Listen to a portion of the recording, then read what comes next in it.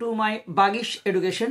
Bagish sir উচ্চ মাধ্যমিক স্কুলের বাংলার শিক্ষক। তোমরা দীর্ঘদিন ধরে অপেক্ষা করছিলে উচ্চ মাধ্যমিকের সাজেশন নিয়ে।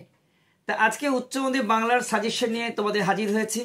দেখবে তোমাদের যে প্রশ্নগুলো আমি ভিভিআই মানে ভেরি ভেরি ইম্পর্টেন্ট বলে দেবো, সেগুলোই কিন্তু তোমাদের পরীক্ষায় আসবে। তো যারা আমার পরিবারের সদস্য আছো, মোস্ট ওয়েলকাম। এখনও যদি কেউ সদস্য না হয়ে থাকো, বলবো চ্যানেলটিকে সাবস্ক্রাইব করো, লাইক করো, বেল আইকন অল ক্লিক করতে একদম ভুলে যাবে না। চলো আজকে তোমাদের পরপর বিষয় নিয়ে আলোচনা করি। তোমরা জানো যে তোমাদের যে উচ্চ মাধ্যমিক বাংলা সেটা এবছরের শেষ সিলেবাস, তাই মন দিয়ে পড়াশোনা করতে হবে। আর শেষ মুহূর্তে পড়াশোনাটাই আসল পড়াশুনো, এবং এই জন্য তোমাদের কিন্তু খুব মনোযোগ দিয়ে এই সাজেশন লক্ষ্য করতে হবে। তো তোমাদের যে সমস্ত বিষয়গুলো আছে তার মধ্যে গুরুত্বপূর্ণ হচ্ছে, আমি কবিতা থেকে শুরু করছি। তোমরা কোন কোন কবিতাগুলো বেশি করে গুরুত্ব দেবে। প্রথমেই তোমাদের বলছি যে ক্রন্দনরতা জননীর পাশে এই কবিতার তোমাদের এবছর খুব গুরুত্বপূর্ণ। এখানে কি কি প্রশ্ন তোমরা করবে যেটা নাও।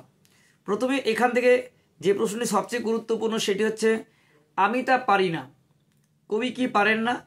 যা পারি কেবল কবি কি পারেন? 3+2 এই প্রশ্নটি কিন্তু খুব গুরুত্বপূর্ণ। আর এখান থেকে আরেকটি প্রশ্ন খুবই গুরুত্বপূর্ণ, সে কখনো করে না বঞ্চনা। কে কখনো বঞ্চনা করে না?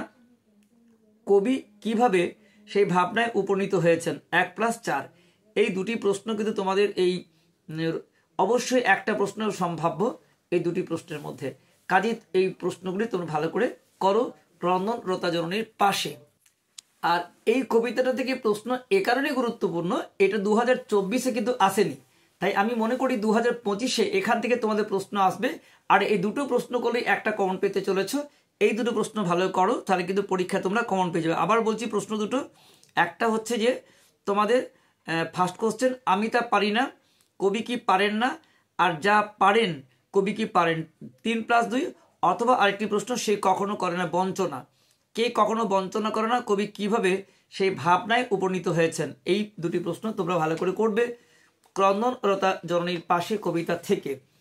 এবারে তোমরা পরে চলে এসো, কারণ তোমাদের 2024-এ যেটা এসেছিল সেটা হচ্ছে মহুয়ার দেশ আর আমি দেখি। তাহলে এই দুটো বাদ দিলে আমরা অন্যান্য যে বিষয়গুলো আছে তার মধ্যে শিকারটা ধরতে পারি। শিকার কিন্তু এবছর 2025-এ খুবই গুরুত্বপূর্ণ। শিকার কবিতায় কি করবে? শিকার কবিতায় ভোরের পরিবেশ যেভাবে চিত্রিত হয়েছে তা নিজের ভাষায় লেখো। সেই পরিবেশ কোন ঘটনার জন্য একদম করুণ হয়ে উঠলো? 3+2।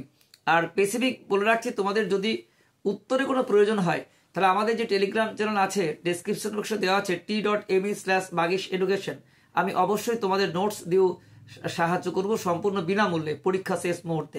অবশ্যই তোমরা কিন্তু আমার এই চ্যানেলের অন্তর্ভুক্ত হয়ে যাও, নোটস কিন্তু সম্পূর্ণ সেখানে বিনামূল্যে পেয়ে যাবে, কোনো পয়সা লাগবে না।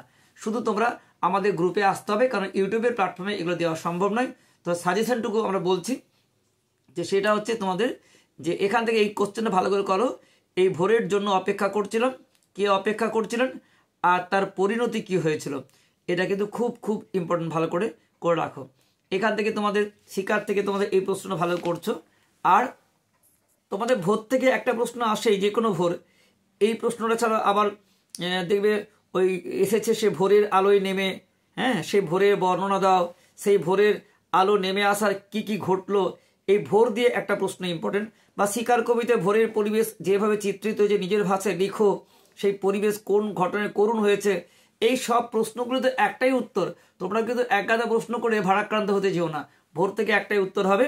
এটি ছাড়া আর দুটো প্রশ্ন দেখে রাখতে পারো, আমি মনে করি ভোর থেকে একটা আসবেই। এছাড়া তোমরা আগুন জ্বললো আবার, এই আগুন জ্বলার কারণ এবং কবিতার প্রথমাংশে জ্বলা আগুনের সঙ্গে এই জ্বলার কি পার্থক্য আছে, এটাও তোমরা অবশ্যই দেখে রাখতে পারো। কি পাড়াগাঁয়ের বাসর ঘরে সবচেয়ে গধূলি মদির মেয়েটির মতো, কার সম্পর্কে বা কিসের জন্য এই উপমা, এবং মুহূর্তটি কত রূপময় হয়েছে পাঠ্য কবিতা অবলম্বনে লেখো।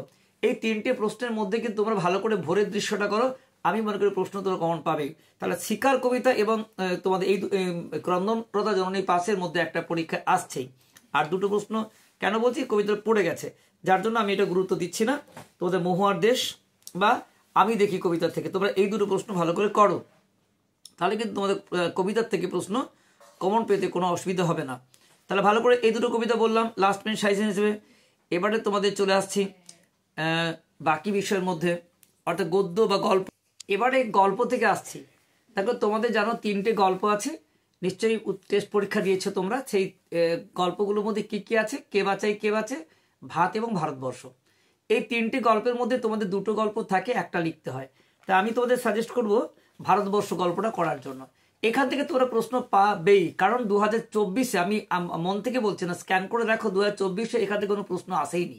তাই 25-এ যে আসছেই এটা নিশ্চিত। তাই প্রথমেই আমি তোমাদের চলে যাবো ভারতবর্ষ গল্পে।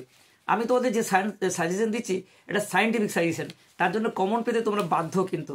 তাই এখান থেকে তোমরা যেটা করবে সেটা কি, এখান থেকে তোমাদের প্রথম প্রশ্ন করবে এটাই যে হঠাৎ বিকেলে এক অদ্ভুত দৃশ্য দেখা গেল। অদ্ভুত দৃশ্যটি কি? গ্রামের 2 সম্প্রদায়ের মধ্যে সেই দৃশ্যের প্রতিক্রিয়া কতখানি হয়েছিল, এটা তোমাদের সবচেয়ে কিন্তু গুরুত্বপূর্ণ প্রশ্ন। এছাড়া আরেকটি প্রশ্ন গুরুত্বপূর্ণ, সেটি হচ্ছে যে ওই বুড়ির শরীর উজ্জ্বল রোদে তপ্ত বালিতে চিত হয়ে পড়ে রইল। এই বুড়ির চেহারা ও পোশাক পরিচ্ছদের বিবরণ দাও। তার তপ্ত বালিতে পড়ে থাকার কারণ কি? 2+3। হ্যাঁ, কিংবা সেই সময় এলো এক বুড়ি, লেখক বুড়ির সম্পর্কে যে বর্ণনা দিয়েছেন তার নিজের ভাষায় লিখো। এই বুড়ি দিয়ে একটা প্রশ্ন তোমাদের কিন্তু আসার সম্ভাবনা আছে, তোমরা ভালো করে রাখো। কিংবা ওই যেটি বললাম, শেষ রোদের আলোয় সে দূরের দিকে ক্রমশ আবছা হয়ে গেল। কার কথা বলা হয়েছে? সে ক্রমশ আবছা হয়ে গেল কেন? এই 3টে প্রশ্ন করলেই তো কমন পেয়ে যাচ্ছ। তাই কাজেই তোমরা কিন্তু ভালো করে এই ভারতবর্ষ গল্পটা করবে। তো ভারতবর্ষ ছাড়াও তোমরা যদি রিস্ক নিতে না চাও যে স্যার একটা গল্প করে একটাই কমন, আমি তো বলে একটাই কমন পাবে, তবুও তোমরা ভয় করছো, তো ওই জন্য আমি তোদের বাকি দুটো বলে দিচ্ছি যে যদি তোমরা কে বাঁচে থেকে পড়ো, তাহলে সেই যে কোশ্চেনটা সবচেয়ে ইম্পর্টেন্ট সেটা হচ্ছে এই কোশ্চেনটি। এই সংসারে সব কিছুই চলে বড় পিসিমার নিয়মে। হ্যাঁ, বড় পিসিমাকে গল্পে তার চরিত্রে কি পরিচয় পাওয়া যায়, এটা তোমাদের খুব গুরুত্বপূর্ণ। 1+4, ঠিক আছে। দ্বিতীয় প্রশ্ন তোমাদের এখান থেকে, সেটা হচ্ছে যে ভালো করে করবে যে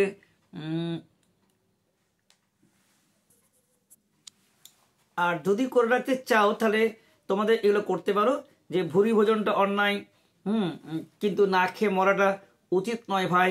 বক্তাকে এই বক্তব্যের মধ্য দিয়ে কি কোন দিকটি আভাসিত হয়েছে দেখে রাখতে পারো। ওটা পাশবিক স্বার্থপরতা, কে কাকে কোন প্রসঙ্গে উক্তি করেছেন, উদ্ধৃত অংশের তাৎপর্য, এগুলো তোমরা একটু দেখে রাখতে পারো। কিন্তু সবচেয়ে ইম্পর্টেন্ট যেটি প্রশ্ন আমি প্রথমে বলে দিলাম। এবার তোমাদের যদি ভাত থেকে করো তাহলে এখান থেকে যে ইম্পর্টেন্ট কোশ্চেনটা বলে দিচ্ছি। ভাত থেকে সবথেকে ইম্পর্টেন্ট প্রশ্ন হচ্ছে, দেখো বাদার ভাত খেলে তবে তো আসল বাদাটার খোঁজ পেয়ে যাবে একদিন। এটা সব থেকে ইম্পর্টেন্ট। বাদা কাকে বলে? উদ্দিষ্ট ব্যক্তির এরকম মনে করার কারণ কি? এটা কিন্তু আমাদের খুব খুব গুরুত্বপূর্ণ ভাত থেকে। তো এটা তোমার সবচেয়ে ইম্পর্টেন্ট। এছাড়া করতে পারো দাঁতগুলো বের করে সে কামড়ের মতোই হিংস্র ভঙ্গি করে। উদ্দিষ্ট ব্যক্তিকে কোন পরিস্থিতি এমন কথা বলেছেন তা ভাত গল্পে অবলম্বনে লেখো। দ্বিতীয় প্রশ্ন এটি। আর তারপরে তো এটা বললাম, যা আর নেই, ঝড় জল মাতলার গর্ভে খুঁজে খুঁজে উৎসব পাগল হয়ে গিয়েছিল। দুর্যোগের বর্ণনা আর দুর্যোগটি উৎসবকে কিভাবে প্রভাবিত করেছিল। তারপরে এগুলো হচ্ছে সবচেয়ে ইম্পর্টেন্ট কিন্তু ওই বাদার ভাত খেলে। তাহলে আশা করি তোমাদের কে বাঁচে ভাত ভারতবর্ষ সব বললাম, কবিতা গল্প বললাম। এবারে তোমাদের আসছি পরের টপিক, গদ্য। নাটক থেকে তোমরা জানো যে বিভাব বা তোমাদের থাকে নানা রঙের দিন, এই দুটি নাটকের মধ্যে একটি 5 নাম্বার লিখতে হয়।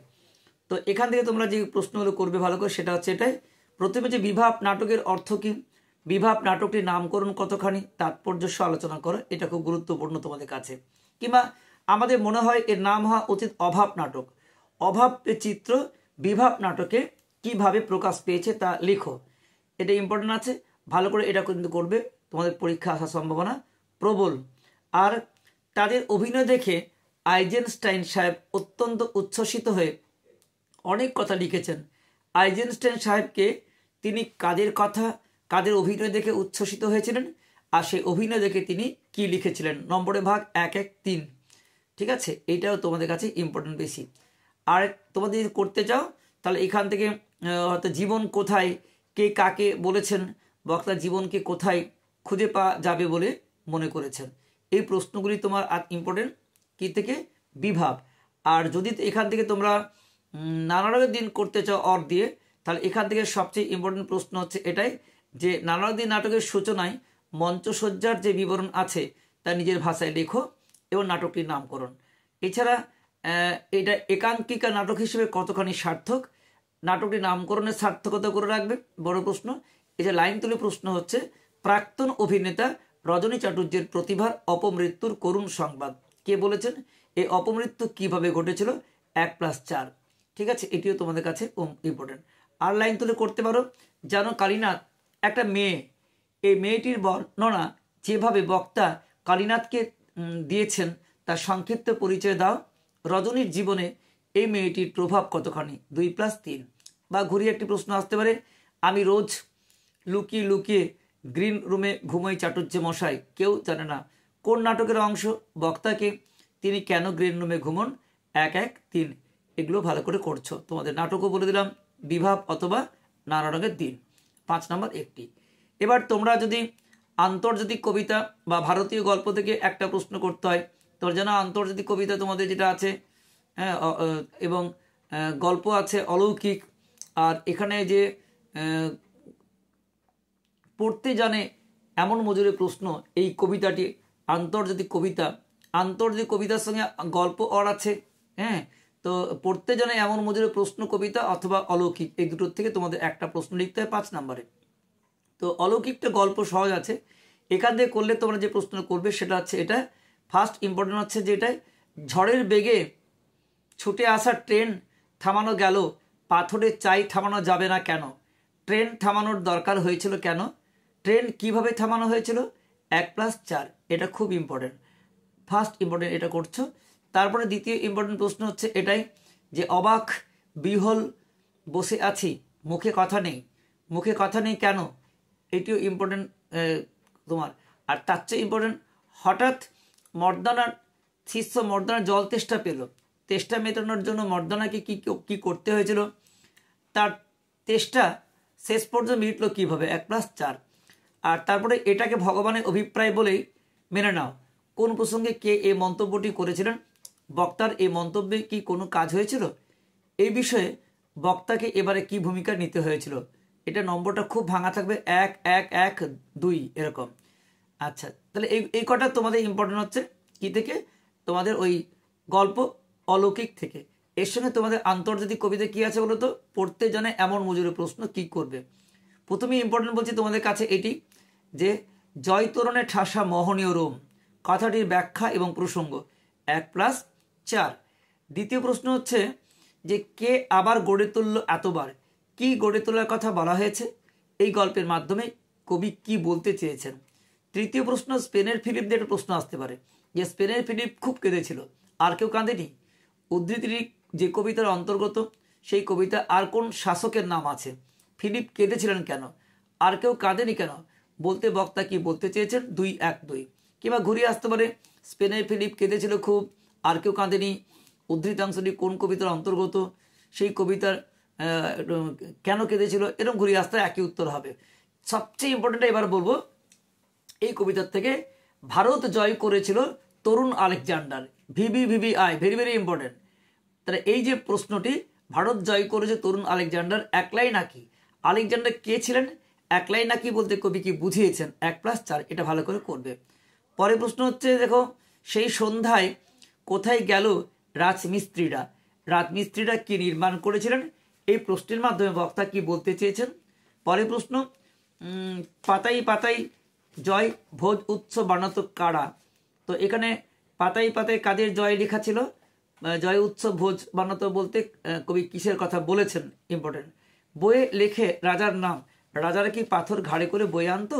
কারা কেন পাথর ঘাড়ে করে বয়ে আনতো? 1+4। ব্যাস, এই কটা করলেই ব্যাস একদম কম পেয়ে গেছো, কোনো চিন্তা নেই। চলে আসছি সেটা তো পরের বই, যে বইটির নাম আমার বাংলা। জানো এখান থেকে তোমাদের কোনো ছোট প্রশ্ন আসে না, শুধুমাত্র 5 নম্বর একটা প্রশ্ন লিখতে হয়। তো এইখান থেকে তোমাদের কি কি গুরুত্বপূর্ণ এবার দেখিয়ে দিই। প্রথম প্রশ্ন হচ্ছে, নতুন ছাতি মাথায় দিয়ে মহা ফুর্তিতে বাড়ির দিকে চললো, কার কথা বলা হয়েছে? সে নতুন ছাতি মাথায় দিয়ে কোথায় চললো? দ্বিতীয় প্রশ্ন হচ্ছে, তাতে চোখ কপালে উঠলো। কে কার চোখ কপালে উঠলো, এটাও ইম্পর্টেন্ট তোমাদের কাছে। তৃতীয় প্রশ্ন, আরেক রকমের প্রথা আছে নানকার প্রথা। নানকার প্রজাদের অবস্থা কেমন ছিল, পরে তাদের অবস্থা কি পরিবর্তন হয়েছিল, 1+4।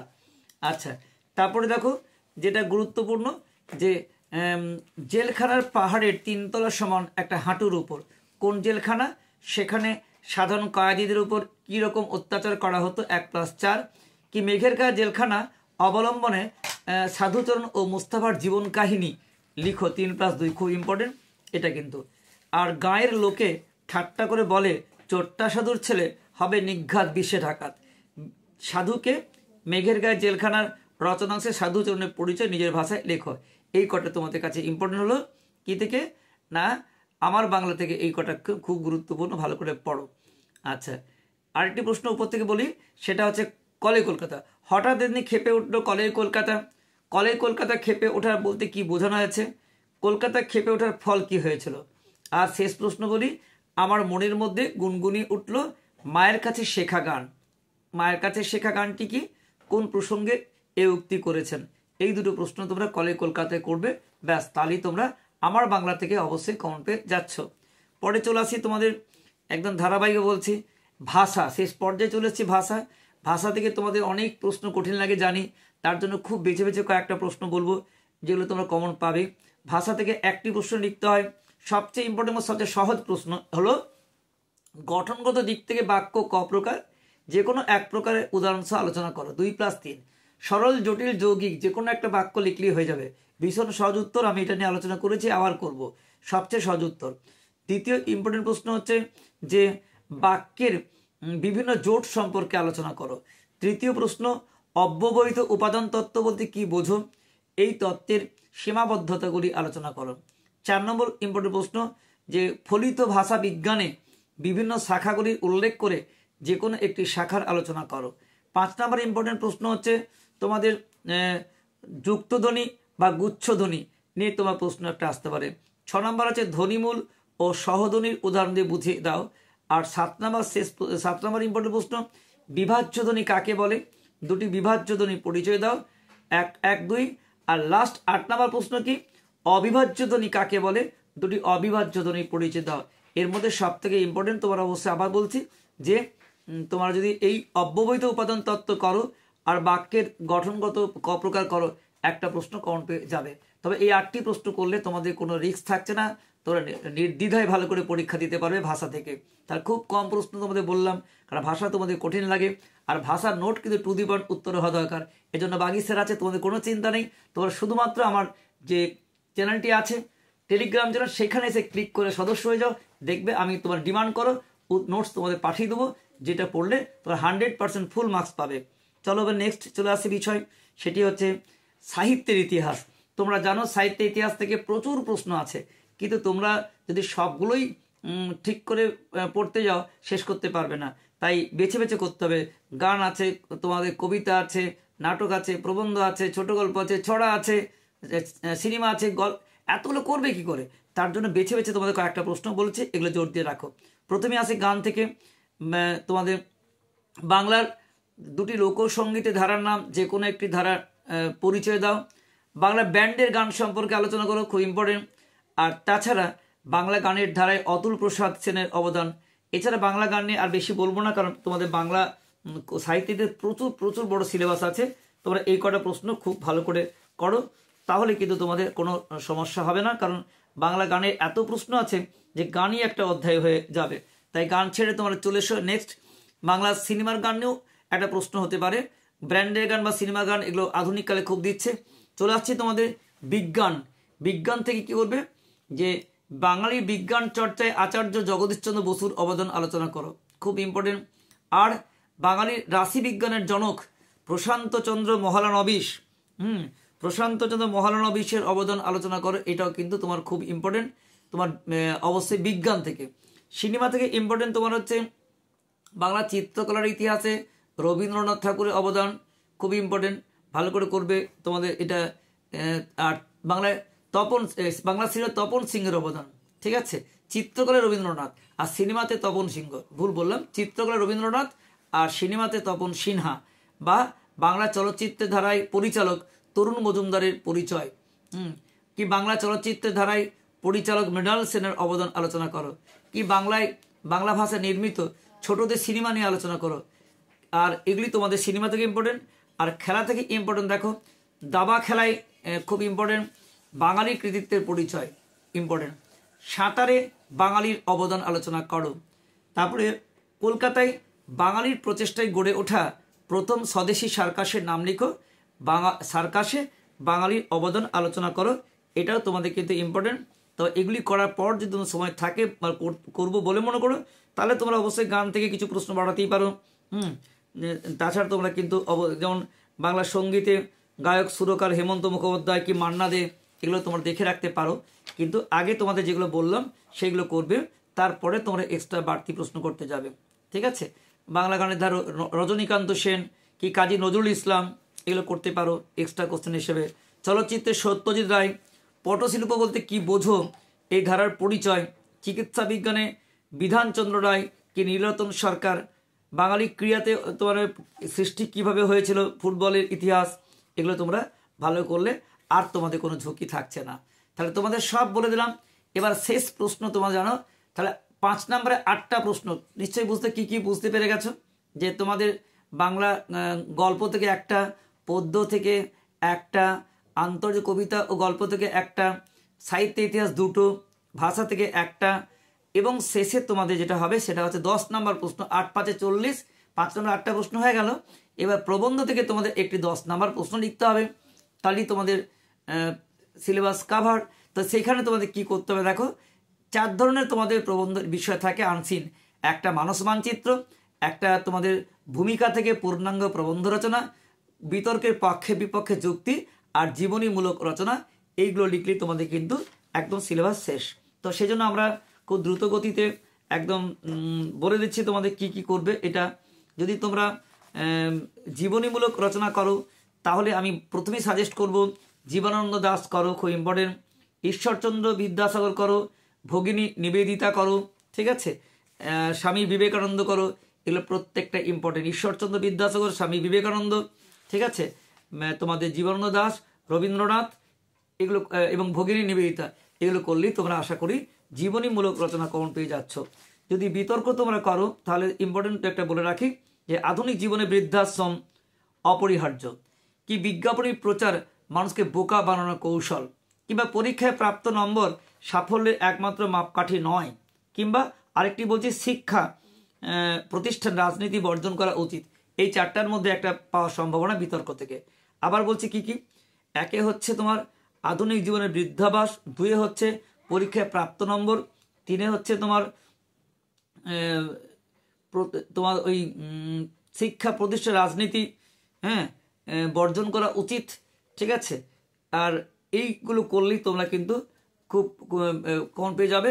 আর 3 নম্বর হচ্ছে তোমরা যদি এমনি রচনা করতে চাও, স্বাভাবিক রচনা, তাহলে আধুনিক যে বিজ্ঞান ও মানব সভ্যতা, শিক্ষায় চরিত্র গঠনে, খেলাধুলা, প্রাকৃতিক বিপর্যয়, এই 3টা ভালো করে করবে। আর যদি তোমরা ওই যেটা তোমাদের ওই অনুচ্ছেদ প্রস্তাবনা ভূমিকাটা গ্রহণ করে গভীরে প্রবেশ করে ওই পরিণতি দানের মাধ্যমে পূর্ণাঙ্গ রূপ করো, তাহলে ইম্পর্টেন্ট হচ্ছে তোমাদের সময়ের মূল্য, নিয়মানুবর্তিতা। তারপরে দ্বিতীয় প্রশ্ন হচ্ছে তোমার বর্তমান জীবনে নারীর ভূমিকা, এটা ইম্পর্টেন্ট আছে। তারপরে তোমার হচ্ছে যে শান্তি ও ঐক্য, দেশ সেবা, এই 4টা প্রশ্ন করলে, আর বিশেষ করে গাছের কথা নিয়ে একটা বিষয়, এগুলো করলেই তোমরা কিন্তু অবশ্যই কমন পেয়ে যাবে। তাহলে 4 জায়গা থেকে তোমাদের খুব কম বলে বললাম। তোমাদের অবশ্যই সঙ্গে থাকো লাস্ট মুহূর্ত পর্যন্ত। কি প্রশ্ন আপডেট থাকতে পারে তোমাদের কাছে সে খবর সেটা অবশ্যই তোমাদের জানাবো। আজকে টোটাল সাজেশন যতগুলো বড় হয় সবগুলো জানিয়ে দিলাম। অবজেক্টিভ প্রশ্ন নিয়েও তোমাদের কাছে 30 নম্বর অবজেক্টিভ আছে, 50, 30, 80 আর 20 নম্বর প্রজেক্ট। আজকে শুধু অবজেক্টিভ যে বললাম না, সেগুলো তোমাদের নিশ্চয়ই পরে বলবো। আজকে তোমাদের এই প্রশ্নগুলো ভালো করে করো। আর যদি কোনো সমস্যা থাকে অবশ্যই আমাদের টেলিগ্রাম চ্যানেলের মধ্যে অন্তর্ভুক্ত হয়ে যাও। তোমাদের যে কোনো সমস্যা একদম PDF আকারে নোটস, সাজেশন, গাইড তোমরা পেয়ে যাবে। আর এছাড়া আমাদের একটা তো অনলাইন পেড কোর্স আছে জানো, সেটা 9434160271 এই নাম্বারে অনেকেই পড়াশোনা করছে, বোর্ডে প্রতি বছর র্যাঙ্ক করে আসছে। তোমরাও শেষ মুহূর্তে সম্পূর্ণ বিনামূল্যে নোট সাজেশন গাইড পাচ্ছ। তো সেখানেও তোমরা বাড়িতে বসে নোট সাজেশন গাইড আমার হোয়াটসঅ্যাপের মাধ্যমে পেতেই পারো। তো যাই হোক, তোমরা সকলের সাফল্য কামনা করে আজকের আলোচনা শেষ করছি। আমি বাগেশ্বর উচ্চ মাধ্যমিক স্কুলে বাংলা শিক্ষক। দীর্ঘদিন ধরে যেভাবে আমার গাইডে সারা পশ্চিমবঙ্গে ভালো ভালো ছেলেমেয়েরা সফল হয়ে যাচ্ছে, তোমরাও হবে। Best of luck. দেখা হচ্ছে নেক্সট ভিডিওতে। শুধু কমেন্টে জানাও এই ভিডিওটি কেমন লাগলো, এবং প্রিয় বন্ধু ও বান্ধবীদের মধ্যে ভিডিওটা অনেক অনেক শেয়ার করো, এবং শেষ পর্যন্ত থাকতে হবে। Best of luck.